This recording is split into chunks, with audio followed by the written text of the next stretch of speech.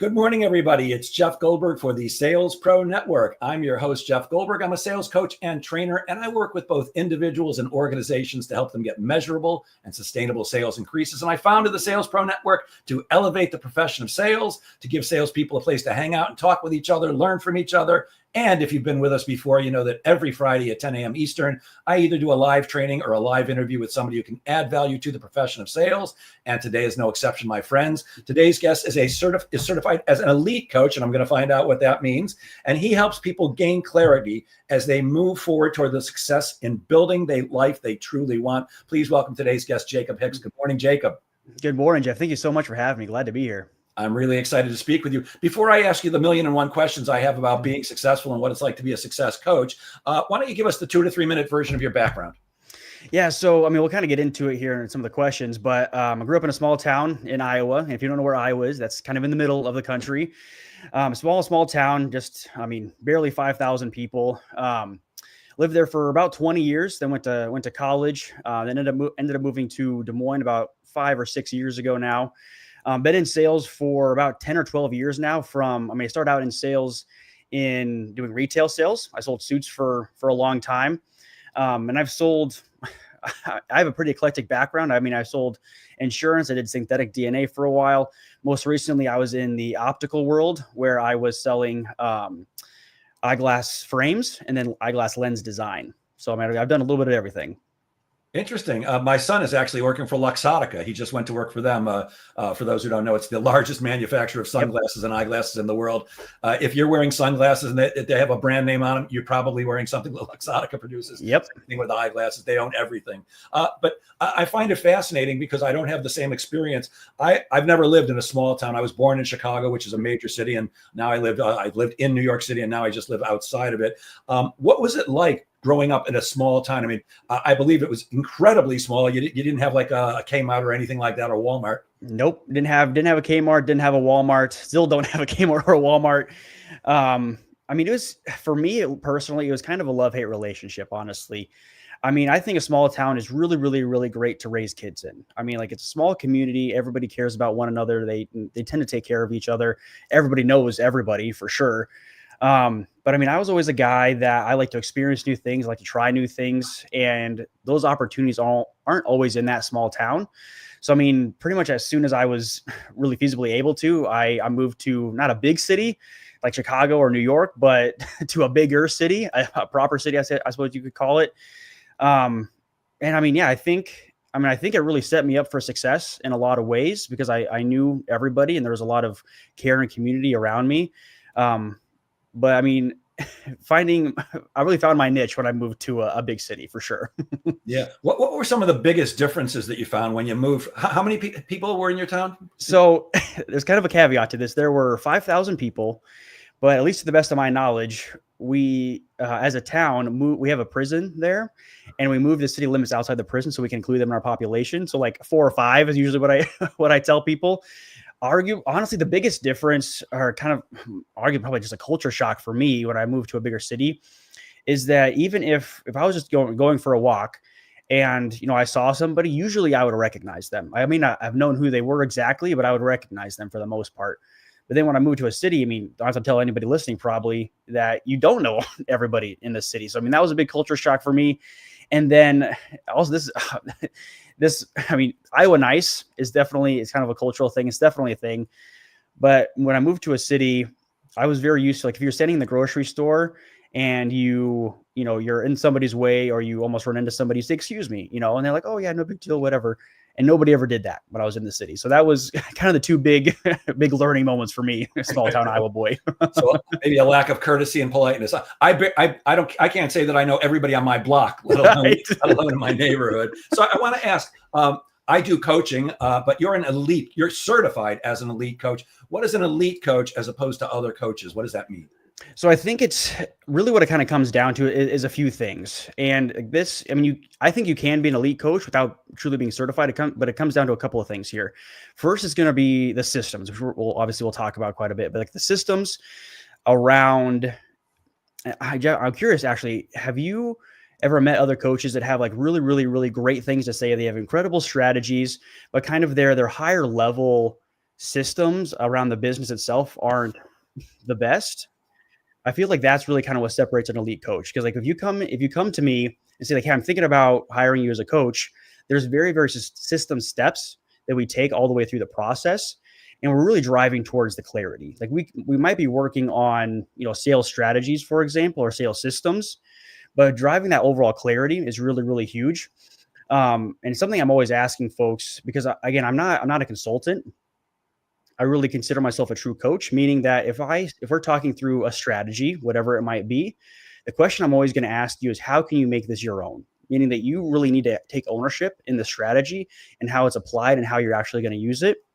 And the third thing that might be kind of counterintuitive to a lot of folks listening is that, and I tell people right up front, is that my end goal is to try to coach myself out of a job. Meaning that I want to set you up for success in such a way, give you the systems, the clarity, whatever it is that you need to such a high level that you feel very, very comfortable saying, Jacob, this is really, really great, but it's time for me to, kind of do my own thing. And it's kind of a mixed bag with success because a lot of the time it's kind of one or two camps where I work with folks for either a season, like, hey, I broke 6 figures in sales and I'm trying to get to 500K or whatever it is. Or, I'm an entrepreneur and I need to work on my sales system, so that I'm just working with them for that season. Or as we're working together, we find more and more things that they want to keep working on. So we keep going. So again, kind of a mixed bag on the last one. Interesting. It's kind of the opposite of what I found about my personal experience with therapy. When I was much younger, I saw a social worker for therapy purposes. I was having some issues, and we're 2.5 years in, and I was sitting in his office, having a session, and I had there's sometimes you get that moment of clarity, that breakthrough where it's like, oh my God, now I see. And he saw, I had that look on my face, like, one of those. And he goes, what just happened? I said, I just had a moment of clarity. I can't believe it. He goes, what is it? I said, I just realized that for 2.5 years, you've been trying to tell me that the only one that can help me is me, that you can't help me. Thanks. It's been nice. And I actually walked out and never looked back. But yeah, therapists tend to want you to keep going forever. There are wonderful therapists that are, I'm not blaming the entire therapy industry. And there are coaches that want to keep you on forever too. But I love your thing about, I just want to get you to where you need to go. Then go fly, baby. Fly. Yeah, right. Yep. Kick you out of the nest. I know that you, like me, you don't accept everyone that wants to work with you. You don't take on everyone as a client. Yep. What are some of the things that cause you to take on a client, and what stops you from working with somebody? So, I guess I kind of alluded to it in my last answer, but I really see coaching as kind of on a spectrum. We were kind of talking about this. Like I see on one end of the spectrum, like there's the true consultants. Okay. And on the other end, I think there's therapists, and I think the coaching is kind of in the middle. So to explain that a little bit better here. So consultants, at least in my mind, if you let's say you are a salesperson and you are trying to break that, let's just say 200K barrier, whatever it is. You hire a consultant to come in and do an evaluation, analyze kind of what you're doing, and say, okay, based on what I've seen, what I've experienced, I think you should do this, this, and this. It's like, okay, you go and do that. Maybe it works, maybe it doesn't.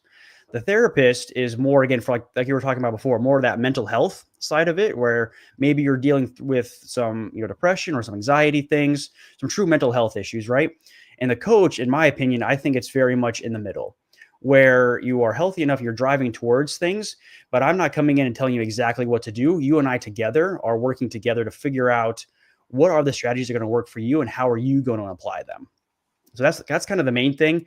So, the health is obviously, a really big critical factor for me. Sometimes I will refer people to, again, my background is in sales for the most part. I've had some folks come to me and say, hey, I'm working on a merger. And I'm like, I hope it goes great, but merging businesses, not my area, not my wheelhouse. I don't know what to start with that. So, if there's other areas, I'll refer them out to some other folks, in my network. And then sometimes, I'll tell folks, I think we're almost there, but I want you to, read this book or look into these things or work on some of these things first. And then I think we can, revisit the actual coaching scenario. So those kind of some of the things I work through. Got it. But what would stop you from taking on a client? I know I have strict criteria for who I'll work with and who I won't work with. So what are the things where you meet somebody and they go, Jacob, I really need your help. And you go, you know what? I don't think this is a good match, or I don't think I'm right for you, however you say it. So, it's going to be, again, if it's not my area of expertise, so I'll tell them that. If I don't feel like, because a lot of folks, kind of like we were talking about before, a lot of folks think they need a coach, and really what they need is to work through some of their, more personal issues. Hmm. Again, so I will tell them that if I don't feel like they're in a healthy enough place for coaching to really be of true value to them, then I will tell them that. I'll be like, listen, I think with all the love in my heart, I think there's some other things that we need to work on or work through before coaching really makes sense to you. So I mean, those are kind of my main criteria. That makes sense. Yeah. For me, one of the things that's important is, look, I don't work cheap. I'm assuming you don't either, because you're good at what you do. And to me, it's, if you're going to invest the money and the time, then you should expect a result. You should expect a positive result. And if you're not going to keep your word, then I'm not interested in working with you. I tell, for me, almost every coaching session ends with them making a commitment to me, usually for prospecting. Here's what I'm going to do in the next 2 weeks. And it's not me telling them how much to do typically, although if they give me some ridiculously small amount, too. Normally it's just, what are you willing to commit to? Not what are you going to try to do, or what do you hope to do? What are you willing to commit to? And then I hold them accountable. And I let people know up front, if you break 2 promises to me, I'm done. You're not my client anymore. I'm not giving you back your money, and I'm not working with you anymore, because I don't want to work with anybody that's not serious. I like you. I'm making 200,000. I got to make 500,000. That's somebody who I love working with. And by the way, I also love working with people who are making 60,000, want to make 80,000. But if you're not willing to do the work, and the other thing for me is, why would you want to come to me for advice if you're not going to take it? I'm just not interested in working with those people. I'm too old and cranky, and knock on wood, business is good enough that I don't have to. In coaching, every client is different. I think we could probably agree on that. How do you personally tailor your strategies to fit the unique needs of the people that you work with, whether it's an individual or a team? So, I mean, it's a kind of a basic concept, particularly in sales, but it's really coming from curiosity. I mean, it's asking just as many questions as I can, because I mean, sometimes, they might be struggling with time management, for example. And like one strategy might work better or might make more sense than another. This really kind of depends. And then I usually will present that to them. But again, it's really them driving it. Kind of like you were talking about. Like, if they're not willing to do the work, then there's really no point. So, because I mean, I can have all the greatest strategies in the world, but if they're not going to do anything with them, then there's no point, right? It's like all the books that sit unread, like on somebody's shelf, right? But it's really like for example, like I'm a big fan of time blocking, and what I call like chaos time, meaning like scheduling time in your day to for like when somebody calls with their hair on fire, actually scheduling in time in your time blocks to deal with that. So it's really them driving. It's like, hey, typically folks that do this, they do it for 30 minutes or 60 minutes in a day, just generally speaking. But what do you feel like makes sense for you? I mean, maybe it's, half an hour over your lunch hour. Maybe it's 45 minutes. I mean, really, like, what does it make sense? And then letting them start it. And then as we're working over the, following weeks and months, increasing those things and finding the things that work better and better, and iterate over and over again. And you just mentioned a subject that comes up constantly with my clients and almost everybody who I know and I've ever worked with, which is time management. When I do live trainings, which is part of what I do for companies, I always start the day by I introduce myself, then I ask them to go around the room and introduce themselves. And I always want to know what their biggest challenges regarding selling, because like you, I work exclusively with salespeople, but as a sales coach, I want to know what's going on and what their biggest challenge is. And 50% of every audience says time management. There simply aren't enough hours in the day. And of course, when one person says it, the other half of the room goes, "Oh yeah, that's me too. Yeah. So you mentioned time blocking. Could you explain that and any other tips that quick tips that you have for better time management? Because look, we all have the same 24 hours a day, and some people get a heck of a lot more done than others. So best advice. So I mean, kind of the first principle that I always talk to folks is I mean, I think there's kind of 2 different camps, at least in my experience when it comes to sales folks in particular. Like, there's the folks that are more kind of like your inside salespeople or like retail salespeople that are like, they're usually in one spot. And then there's your outside salespeople that are traveling around. I mean, it could be around the city or it could be around several states. So, I mean, it really kind of depends a little bit. But essentially, time blocking is you schedule, like, let's say it's just for the workday, for example. Let's say you're scheduling 8 to 5 is your typical workday. You're actually going in and scheduling every single minute of that 8 to 5. So from 8 to 9, that's when you're putting together your call list or, doing some admin stuff or whatever the thing is, but actually is going in and scheduling that specific time. The second thing that I always mention to folks is, I mean, there's a lot of laws around these things, but the principle that whatever time you allot to a given task is the amount of time that it will take.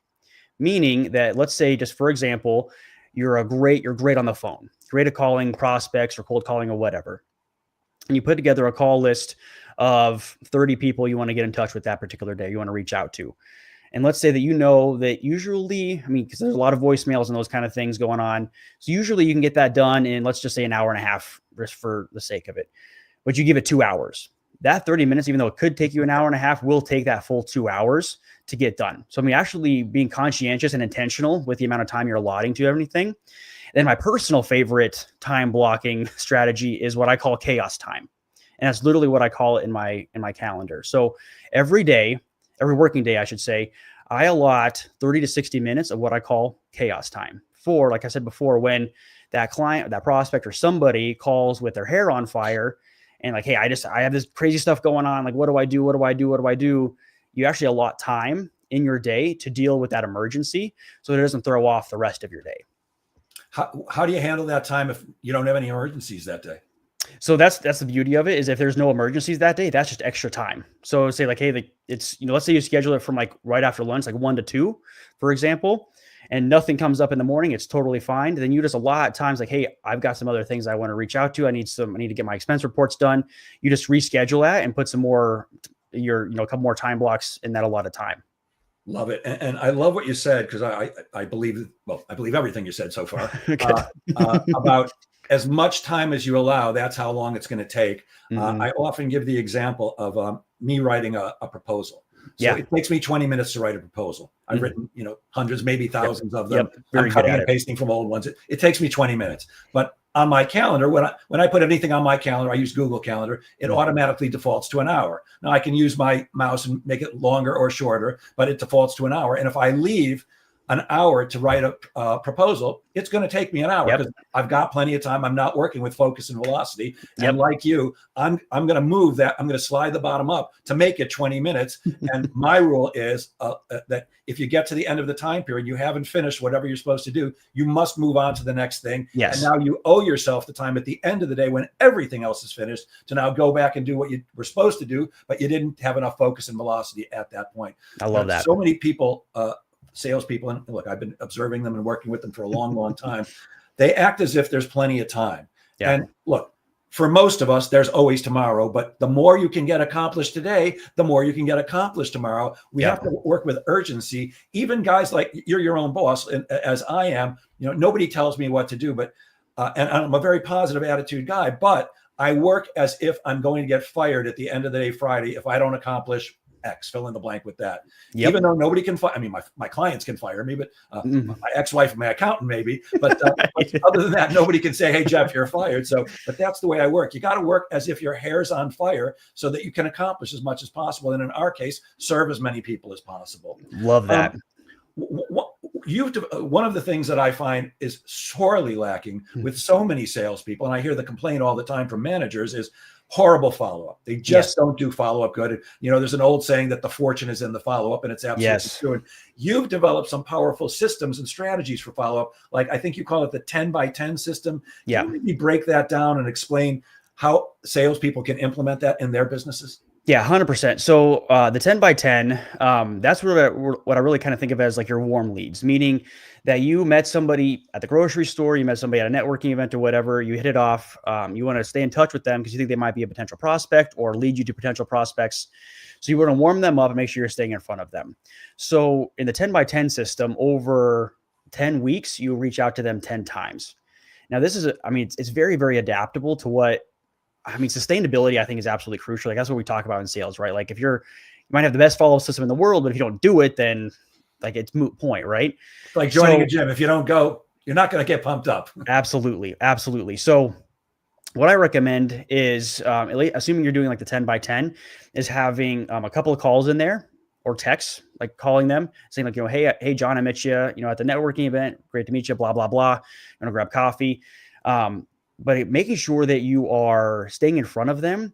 And for me personally, I'd be curious to hear your take on this, Jeff, is I really, really, really, truly believe in value add, meaning that if you are emailing somebody, if you're calling them, you're not just calling them to be like that pushy salesman. It's like, hey, I want to, I got stuff to sell you. You want to buy stuff yet? But it's actually saying like, hey, based on what we talked about, when we were talking in the grocery store, I thought that, this, little blurb that I wrote the other day about, the 3 best whatevers for whatever you're dealing with would be of value to you. I want to make sure that I got that out to you. But coming from value, I think it goes a long way. Yes.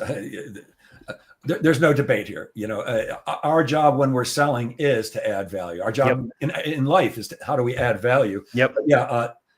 And I'm sorry if you saw me giggling because I'm hearing the same things I say. I love when I talk to people who agree about the worst thing a salesperson can do after they meet someone. Let's forget about its networking purposes, like you're talking about. But let's say you meet somebody, you give them a proposal. Yep. And then you call them and you email them and they're not responding. You keep calling and leaving messages. Hey, it's Jeff Goldberg, just calling to follow up. Hey, it's Jeff again. Haven't heard from you. Following up on that proposal. Hey, follow up.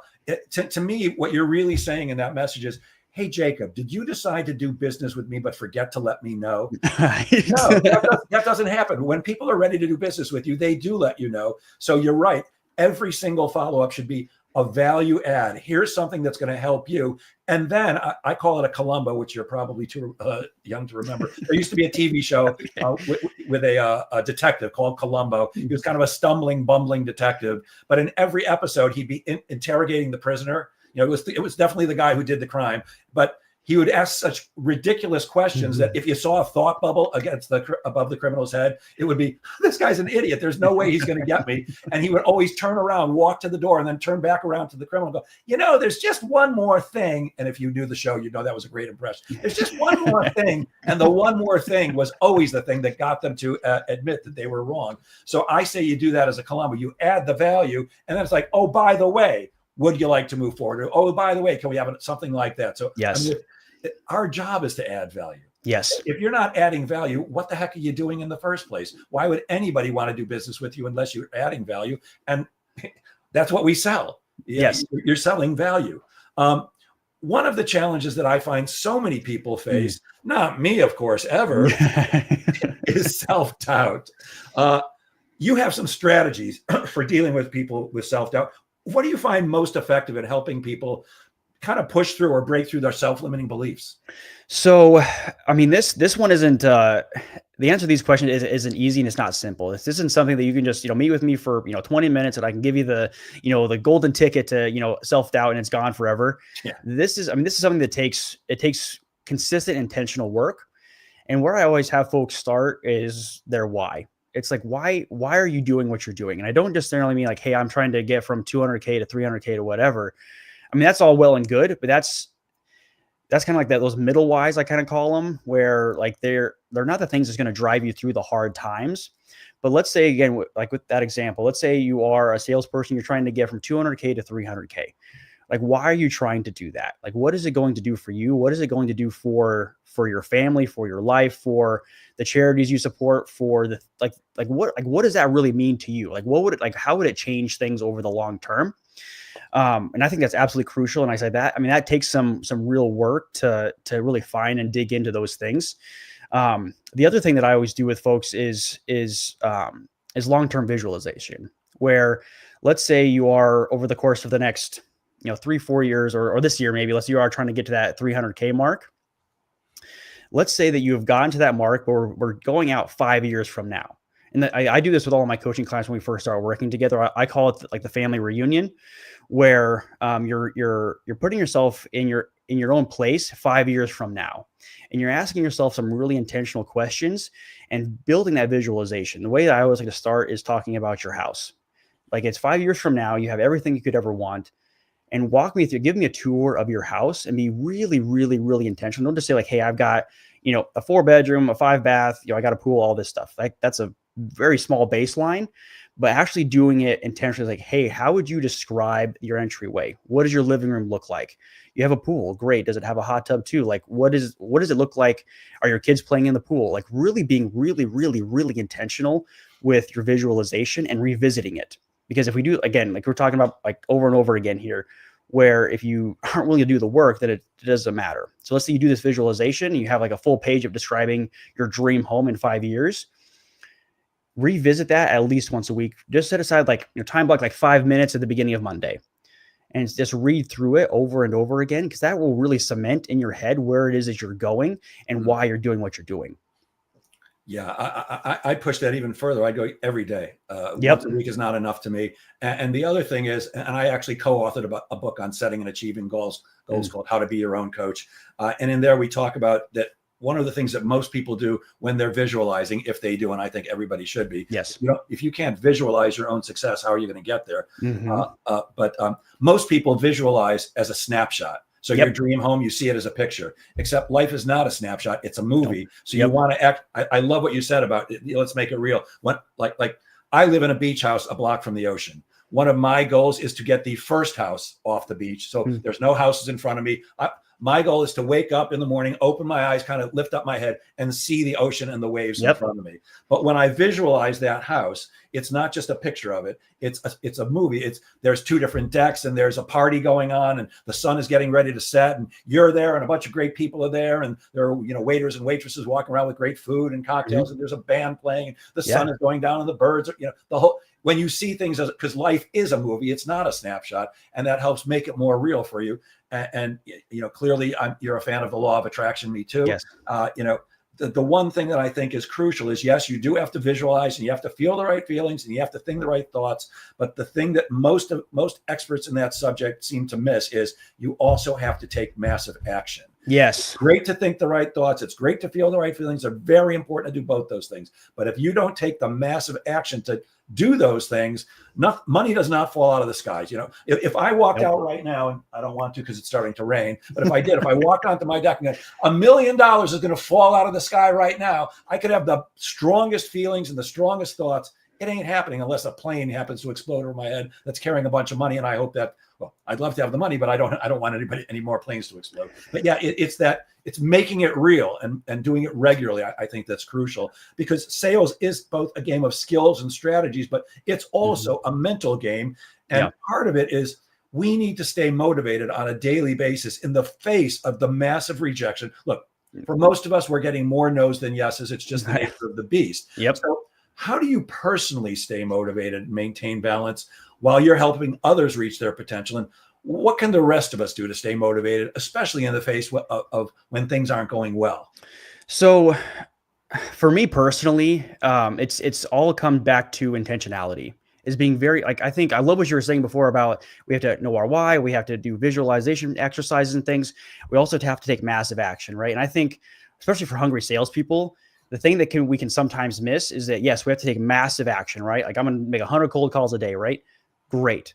But we have to also be very intentional with that massive action too. We can't just, grab a phone book and call the first 100 names. Like that's not going to really do much for anybody, right? You can, but yes, it may not work out too well. Yeah. So for me, I feel like we say it a lot in the sales world too, where we say like work hard, play hard, right? But I always add a third one where it's work hard, play hard, but rest hard too. And I think that really comes down to being extremely, extremely intentional with it. For me personally, my work week will usually go Monday through Saturday. Typically, I'm usually like not doing a full day, but doing some last minute things, getting things put together. And Sunday really is truly my rest day. I do my best to really do as little as possible on Sundays. I will go to church, spend time with my mom, hang out with friends and things, but I'm not doing work stuff. I'm fully disengaging from that as much as I can. I'm not cleaning my house. I try to get that done on Saturday, again, as much as I possibly can. But actually, again, time blocking is, huge for the rest part of it too, is I actually time block out my Sunday to make sure that it's a true rest day. But generally speaking, I think if you guys are willing to do the work to find your why, the real reason that you feel like you're on this earth to get things done, and doing some of the visualization stuff, I think that'll get you, a long way, because the perspective I got when I was working retail is, because for those who don't know, retail you can get some really interesting characters that come through your store. And you have some folks that kind of treat you not the best all the time. And the question I always ask myself after an encounter like that is this a story that I will tell? Meaning that somebody came in, treated me like crap when I was trying to sell them a suit or whatever. Is this story I'm going to tell tonight? Might be. It could be where I'm trying to vent and just get things off my chest. The next question I always ask is this a story I'm going to tell next week? Is this a story I'm going to tell next month? Is this a story I'm going to tell next year? And for the most part, the answer is no. I'm not going to tell most of those stories because I don't even remember them half the time. So, I mean, like getting through the no's again, it's the nature of the beast, but you just have to realize how many no's are you willing to wade through to get your yes? Yeah, well, certainly in sales, it's crucial to know that. I'm not a numbers guy. I don't like numbers. I've never been good with them. I've always been a verbal guy. But my last boss, before I opened up my consultancy 20 years ago, taught me the value of knowing my numbers, knowing my ratios, because there is for each salesperson, and it's not one number for everybody, but there's Jacob's numbers and Jeff's numbers and Bob's numbers and Sue's numbers. And, if you don't know how many no's it takes to get to a yes, you're going to get beat up and you're going to get depressed. The smart salesperson, let's say they've got a 20% closing ratio. Well, 1 out of every 5 is going to say yes. So if I've got 4 no's, it should be, all right, I'm getting there. And it could be 8 no's and then 2 yeses, but the numbers always work out if you actually track them. Yes. I think one of the other things that's crucial is, and it sounds self-serving, but it's useful to have somebody like you or me that you can call when things aren't going well. Whether people are paying us or not is besides. Well, it's not besides. I mean, we like to get paid for what we do, Right. but having somebody else who can, I'll call it, talk you off the ledge. Yes, can be very useful. In the speaking and training business at the company I went to work for before I opened up my own. I was very, very fortunate that the lead trainer there became my mentor, and he's still my go-to guy for any. He's the smartest, one of the smartest human beings I personally know, one of the funniest human beings I personally know, and just so talented at sales training. And I really learned everything I possibly could from him. And I still believe that every word that comes out of my mouth, I really just stole from him, or he gave me permission to. But my point is, he's still the guy I call up. Hey, I'm doing this. And, what would you do about that? But I will get calls from him occasionally where, hey, Jeff, it's Steve. I'm in Dubai and I need a dose of Jeff. You need somebody who will listen to you and let you whine for a few seconds if you need to, and then can say, hey, man, here's what you need to do, or get back on the horse, whatever that is. I find having somebody outside yourself that can help pick you back up, because it's not, look, can you do it yourself? You can, but it's just, I say, why not make your life as easy as possible? Why not make your sales life as easy as possible? So having somebody else, and the other thing, and you said it before, is you got to know your why.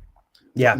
When things aren't going well, when you're not feeling it, it's good to go back to, what am I really working for? Is it to take care of my kids or buy that bigger house or whatever it is? I think that does it. And, I love what you said about, Sundays, you're not doing anything. You're relaxing. There's a reason for the word recreation, because we need to recreate. Yes. We need to do that. There's an incredibly good book. It's called The Power of Full Engagement. It was written by 2 sports psychologists. Okay. And they studied high performers. And what they discovered was people who just try to power through and work all day and, 12, 16 hours, 18-hour days. And I'm a superstar. They actually do not perform as well as people who build little breaks into their day. Their claim is actually that you need a break every 90 to 120 minutes, both physically and not a 2-hour break every 90 to 120, but like a 5-minute break will actually help you outperform and work longer and be more successful. And speaking of the mental game, I saw when I did my research on you that you've studied a variety of martial arts. Yeah. I never did that. I did watch my son as he went through karate training, but which martial arts did you study? And did practicing martial arts affect your sales career and your coaching career at all? If so, how? So, I've studied in terms of like true studying, I've studied a couple like really intentionally, and I've tried like a large variety just to see if they made sense for me. The 2 that I've studied the longest though are Hapkido, which is out of Korea, and then like a variety of karate that rely a little bit more on boxing. And I love those because I realized that, because I also danced too, and I've realized that what I really, really love when it comes to like the physicality piece of just life is like intentional movement, like doing like things really, really, really well, really, really cleanly. But honestly, like it's so funny when I was looking through these questions and reflecting on some of them. I think, like, in all honestly, obviously I feel like discipline is like, kind of an obvious one when it comes from martial arts, but I think looking back on how it's affected my sales career too, but like my life in general, is that intentionality piece, because like you are doing things in a practiced, very intentional, honest way. And like, that's honestly, I mean, it's affected all of my life because I think, I think a lot of, if you come to life with a lot of intentionality, I think only good things can happen to you. Hmm. Love that. And what I saw, because I used to take my son to karate, once a week or twice a week, and I would just sit on the side while they were, they're going through their exercises and their Yeah. katas and stuff like that. And what I came to realize fairly quickly is they're building muscle memory. Yep. They would do the same thing. I mean, I would watch the exercises they were doing. I'm saying, thank God it's my kid doing this because I couldn't do any of this stuff. I probably could, but much easier for a 12-year-old than someone at my age. But they would practice the same moves every time. Mm-hmm. In sales, I think it's important too, because look, do you have to be creative in sales? To a certain extent, but the fact is, as far as I'm concerned, there are certain things that just seem to work. Yeah. And if you do them, if you practice them, if you learn them and you rehearse them and you role play them, you can be great at sales. I often say, Jacob, and I'd love to get your take on this. It doesn't take a rocket scientist to be in sales. No. You don't need to be a genius. And I like saying this because my oldest daughter is a rocket scientist, literally. She graduated with a degree in aerospace engineering. I mention it as often as I can because I'm very proud of her. But you don't need to be a genius like her, and she is brilliant, to be in sales. You need to have half a brain, but It's really, are you willing to do the work? Are you willing to speak to a coach like you and learn? Are you willing to read the books and go to the seminars? Look, if it took a genius to do this, I couldn't do it. And fortunately, after 50 years, I'm still doing okay in sales. As we Jews say, I do all right. But it's because I did treat it as a career, not a job. I still read most of the books that come out on sales. I still go to seminars, even though I've been doing this for 50 years. So I think it's that making the investment in the time and your energy to learn what you're doing, and then sticking with it. Yes. I think that's it. And building that muscle memory. That's what I think. I honestly, I 100% agree with you. I mean, I think you don't have to be a genius to be a salesperson. You have to, you just have to be willing to learn. You have to be willing to try. You have to get comfortable. Cause it's funny. Like, I always tell people, when I first started in sales, I was really shy. And you kind of have to just kind of get out of your shell and just go and do it. But guys, the longer I've been in sales, I really, really believe that success comes down to tenacity and grit. Like, and the way I think about those things, it's just your willingness to continue. Like, I closed no deals in the last 4 weeks, and I'm just having a really hard time. Like, what am I supposed to be doing? And just finding the grit and the willingness to get through hard times like that, I really believe, not just in sales, but just in life in general, I think that really defines how successful you can and will be. Yeah. And you just used a great term, comfortable. I just gave this advice to a client yesterday. I said, I'm uncomfortable doing that, Jeff. I said, good. I don't care. You need to get comfortable with being uncomfortable. I don't care that you're uncomfortable. What I care about is that you're not being as successful as you can be, or that you claim you're committed to being. Yep. Uncomfortable, don't care at all. Yep. I'm uncomfortable half the day. It's okay. I'm comfortable with being uncomfortable. And I think look, is it comfortable to walk into a stranger's office or get on a Zoom call with them who you've never met and establish a relationship immediately, knowing that money's on the line for you unless you do this well? No, that's not comfortable. Yep. But get used to it, my friends, because that's the nature of the beast. There's something else I wanted to ask you about, and we kind of talked about it a little bit before. In a recent blog post, you talked about reflecting and resetting, what to do when you are off track. We kind of attacked that a little bit. Is there anything else that we can do when things aren't going according to plan, other than take a look back at what our why is? So, I think a big, particularly for salespeople, and I've experienced this too, and we kind of alluded to it earlier, is that it can be so easy when you're in that grinding, I'm working my butt off to get these things done, to get my goals. It can be really easy to lose the forest for the trees, where you're just, nose to the grindstone, just working. And like, maybe you're getting some stuff, maybe you're not, but I think it's absolutely critical. Like, the first thing I always recommend to folks when they're looking at this particular problem is set aside, like, time block, if you're time blocking, like 15 minutes at the end of your week to really reflect on what has worked this week, what has worked and what hasn't worked. And if you have gotten off track, try to figure out what caused you to get off track. And it could have been, your biggest client called you with their hair on fire. There's a this huge order didn't go through. I mean, it's awful things. We've all experienced things like that, right? Sure. But it could have just been like, hey, I just had a really, really crappy fight with my significant other on Sunday night, and it just ruined the rest of my week. So really trying to figure out what caused you to get off track, I think is hugely critical. And then asking yourself, okay, so maybe I did have a huge fight, but what can I do differently in this next week? Hopefully not another fight, but what can I do differently if this happens again to keep myself on track as much as I possibly can?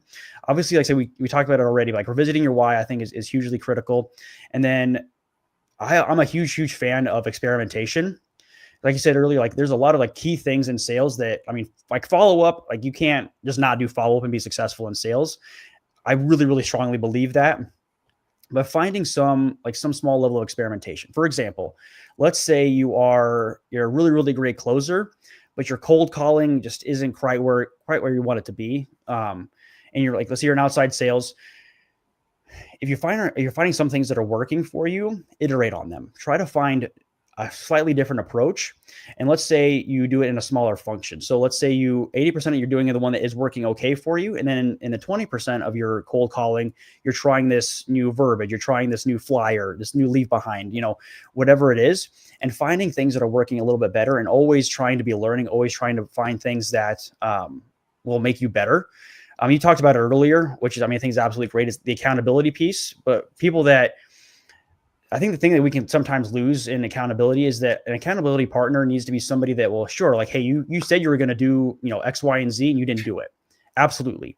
But that person should, and in my opinion, should also be a big cheerleader for you. Saying like, hey, you did X, Y, and Z, and now you've got, these results. I mean, this is fantastic, man. Let's keep the momentum going. This is great. This is huge, right? And then the smallest thing, not the smallest thing, but I think something that can be easy to overlook is celebrating the small wins and celebrating progress, not perfection. Meaning that, let's say you are experimenting a little bit, you are iterating and trying some different things. The thing that I love about experimentation is that an experiment cannot fail. It can only teach you. Meaning that, let's say we try some new verbiage and it goes terribly, right? They're like, get out of my office. Why are you even talking to me? That tells you we need to try something else entirely. But that's not a failure because we learned from it. So even that can be a small win. And a win doesn't have to be like, hey, I got this huge deal, and now I'm going to go out to a huge dinner. I'm going to take 2 weeks off, and I'm going to go to the Bahamas and all this stuff like that. I mean, it could be part of that, but I think it can also be like, hey, I was super nervous about, getting on Zoom calls with people. I did 10 today, and they went not crazy, but they went well. And that small win can be celebrated by, hey, I'm going to take 5 minutes and I'm going to go outside and I'm going to go for a short 5-minute walk. Just like those small things to really cement in your mind that we are making progress is huge. You're dropping knowledge bombs, my friend. I could not agree more about accountability partner. And it doesn't have to be a paid coach like you and me. Having somebody else who will kick your ass when you don't keep your word. Since Labor Day, I've been on a weight loss journey with a friend of mine, and we hold each other accountable. We text each other every morning what our weight is today. And I can tell you that at night when it's like, oh, I'd really like some ice cream. Oh, I got to text JD in the morning. I need to lose 0.2 pounds. Because look, my weight went up this morning by 0.6 pounds from yesterday. Now, there's a million reasons why it could have happened. And I'm assuming that by tomorrow morning, it'll be fine because I don't remember anything I did. But knowing that I have to check in with my friend, and I don't want to let him down, and I don't want to let myself down, and he will kick my ass, and he'll also applaud. Look, 2 days ago, 0.2 pounds. He's like, great job, you lost. Even if you just hold, we consider that a win. But I love what you said about celebrating every win. And the other thing, and it feels like you said that 20 minutes ago, but it was really only 3. I can't emphasize this enough. That thing that you said about taking a little time at the end of the week to look at what's going on.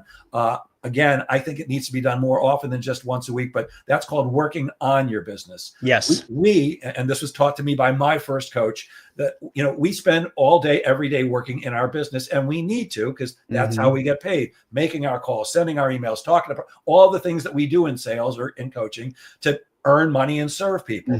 But we rarely take time to sit down and go, what went well? What didn't go well? What could I do differently? Are there other ways to actually start and think? And my coach at the time She asked me for an hour a day. She wanted 5 hours a week at the end of every day, just sitting back in my chair and looking up at the ceiling or closing my eyes and thinking about how I could work differently. There was something I was trying to do something particular I was trying to do at that time. I refused to give her 5 hours, but I did commit to 3, Monday, Wednesday, Friday. And miracles started happening when I did that, because I believe you're a religious person. I believe we're all connected to something, some universal power, call it God or whatever you want to call it. But I believe we always know the right thing to do, and we just often don't pay attention to it. Yeah. And when we stop and take the time to think, what could I do different? What could I do better? How can I pivot? Am I doing miracles can really occur. So I love that. Looking at the time, we're good. Can you tell me a little bit about the Purpose Driven podcast? I think you just launched that, right? Yeah. So we just launched on Tuesday. I mean, it feels like longer than that, but just on Tuesday with season 1, or at least a handful of episodes for season 1 starting off here. And really, I mean, this kind of ties back to like my personal purpose, where if there is some way that I can offer somebody something, strategy or advice or whatever, that can help elevate them, then I will very likely do it. That's why I write on my blog every week. That's why I'm posting on social media all the time, it seems like. Because I really do believe that I've got something worthwhile to say and something worthwhile to listen to. And the podcast is another medium that I can offer help, insight, encouragement, in particular, to people. And I mean, it's essentially, kind of similar to what we're doing today, where I have some solo casts where it's just me talking, and I'll offer like a strategy or two in about 15 or 20 minutes. And then there's little longer ones where I sit down with business people or salespeople or entrepreneurs and really kind of just talk through, their story, but their wisdom too, because I think a lot of people don't realize how much they have to offer the world, because again, they don't see the forest for the trees. And this is just my way of trying to provide that to them. Got it. And why purpose driven? And it comes back to intentionality. I think our why, I think another way of saying like what our why is what our purpose is. Because your purpose and your why isn't going to necessarily be like, oh, I need to make, $300K this year.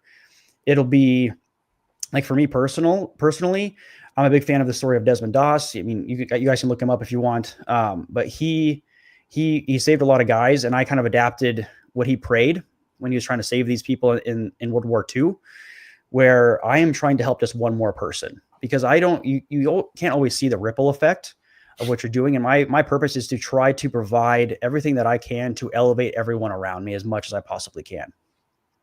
Love that.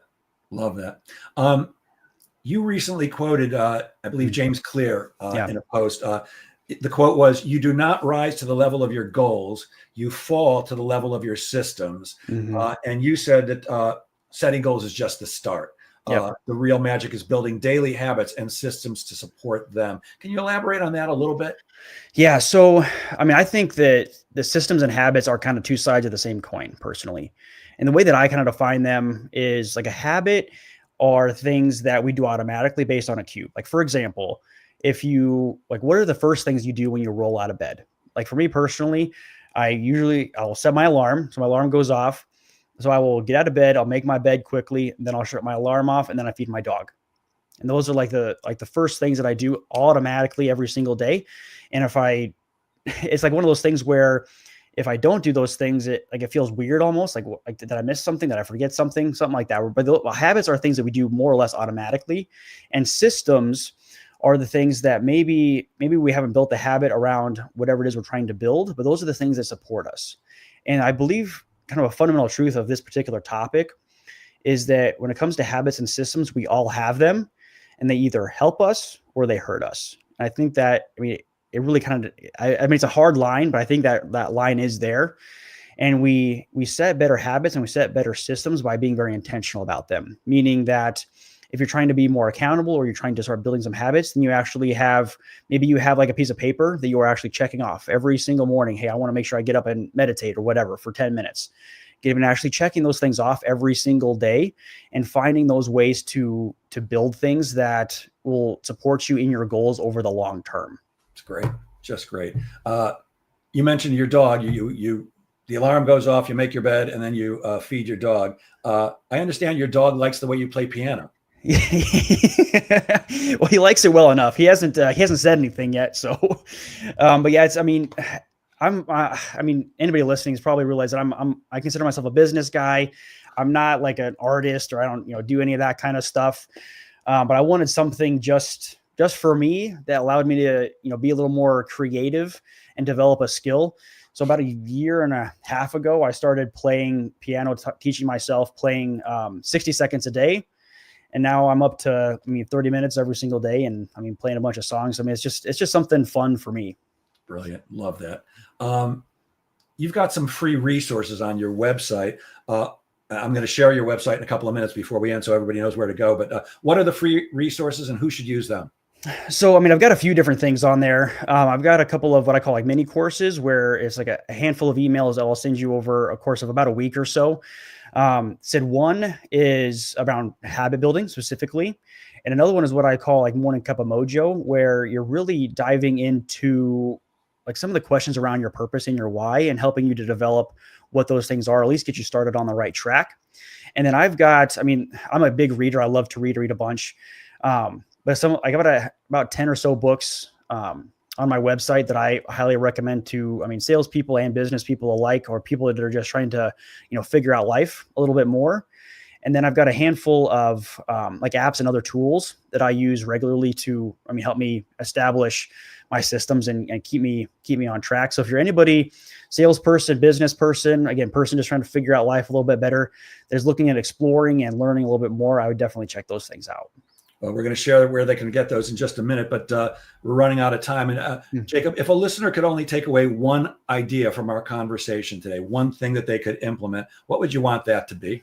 Oh man, I think if there's one thing I would suggest to everybody, it's live life with intention, meaning that like start time blocking, start trying some things to build those systems that will lead you to the goals that you ultimately want at the end of the day, that will improve both your life and your family's life and the folks around you too. Love that. Jacob, I'm going to share my screen for the people who are seeing, but this will be turned into a podcast shortly. For those who can't see, can you tell people how can they reach you if they're interested? Where can they find you? So my website is going to be first and foremost. It's jacobhickscoach.com.